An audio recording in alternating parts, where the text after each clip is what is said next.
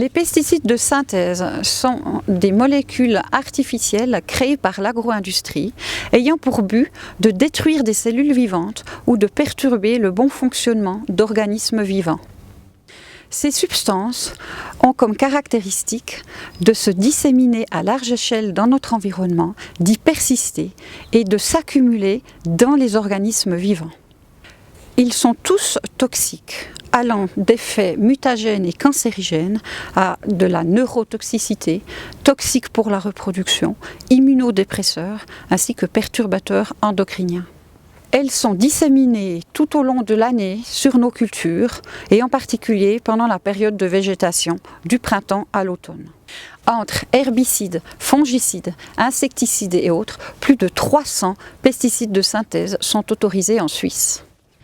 Pour la vigne, par exemple, le guide de Syngenta préconise jusqu'à 16 traitements durant la période de végétation.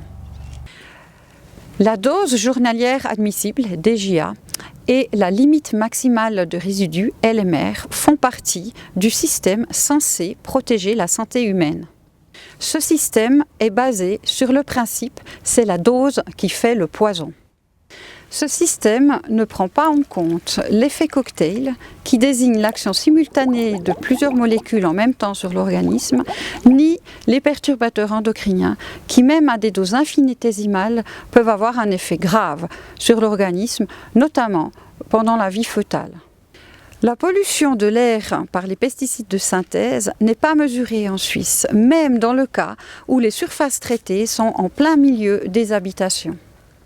Plutôt que d'interdire une substance après l'autre, remplacée d'ailleurs par d'autres substances tout aussi problématiques, voire plus, il faut sortir de ce système mortifère et empoisonneur qui empoisonne l'eau que nous buvons, l'air que nous respirons, jusqu'à notre propre sang. Pour toutes ces raisons, je vais voter oui à l'initiative.